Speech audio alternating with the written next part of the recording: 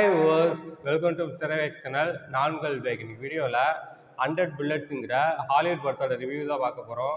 அதுக்கு முன்னாடி channel subscribe இல்லையா, கீழே உள்ள இருக்கிற சப்ஸ்கிரைப் பண்ணி பண்ணுங்கள், கூடவே பெல் பட்டன் கிளிக் பண்ணுங்கள்.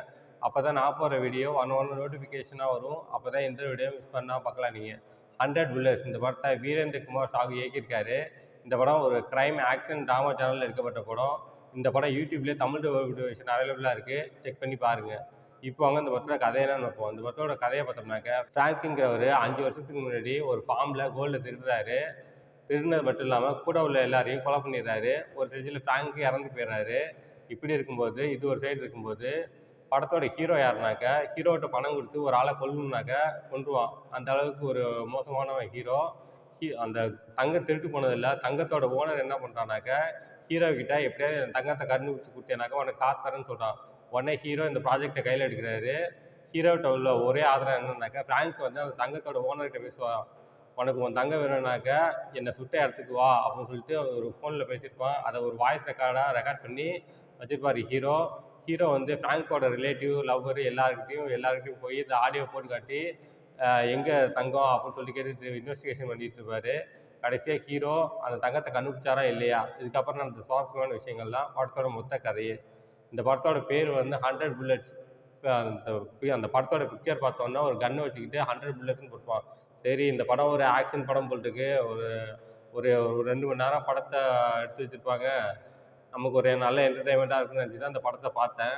கடைசியாக அந்த படத்தில் ஒரு கர்மாந்திரமும் இல்லை. இந்த படத்தை டேரக்டருக்கு எடுக்கவே தெரியாது போட்டிருக்கு. வீரேந்திர குமார் சாகுன்னு இந்தியா டேரக்டர் போட்டிருக்கு. அதுதான் மொக்கையாக எடுத்திருக்கான். பேரை பார்த்தாக்க இந்தியனாக இருப்பான் போட்டிருக்கு. படம் மொக்கையாக எடுத்து வச்சுருக்கான். படத்தில் ஸ்டார்டிங்கில் பேர் போடுவாங்க. அப்போ வந்து ஹீரோயின் வந்து லண்டன் தெருவில் நடந்து போயிட்டுருப்பாங்க. சரி, பேருக்காக எடுத்து வச்சுருக்காங்கன்னு பார்த்தாக்கா, அந்த அப்படியே நடந்து போய்கிட்டே இருப்பான். ஹீரோயினோட ஃபேஸை வச்சு 360 டிகிரியில் கேமரா ரொட்டேட் பண்ணி எடுத்துருப்பாங்க. எதுக்குடா அதை எடுக்கிறீங்க? சரி, படம் எப்படியாவது ஆக்ஷன் படமாக தான் இருக்கும், நல்லா தான் இருக்குன்னு சொல்லிட்டு படத்தை பார்த்தாக்க ஒரு கர்மாந்திரமும் இல்லை. அது மட்டும் இல்லாமல் ஒரு ஒரு சீன் வரும். ஹீரோயின் வந்து தூங்கி எழுந்திரிச்ச உடனே மேக்கப் போடுவாங்க.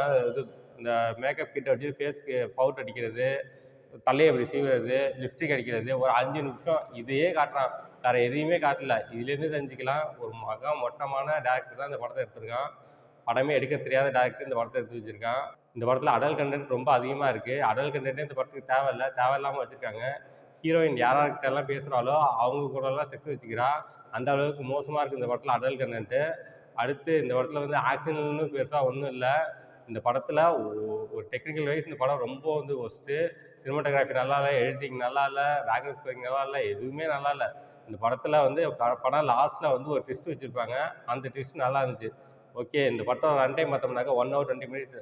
ஒரு 1 ஹவர் 20 மினிட்ஸ் பார்த்ததில் ஒரே ஒரு ட்விஸ்ட் மட்டும் நல்லா இருந்துச்சு. அது படம் முடிகிறப்ப காட்டுறாங்க. மற்றபடி இந்த படத்தில் ஒரு அளவும் இல்லை.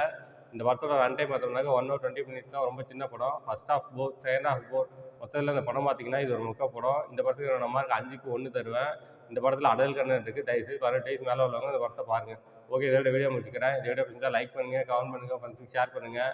இன்னும் சேனல் சப்ஸ்கிரைப் பண்ணலையா, கீழே உள்ள இருக்கிற சப்ஸ்கிரைப் கிளிக் பண்ணுங்கள், கூடவே பெல் பட்டன் கிளிக் பண்ணுங்கள்.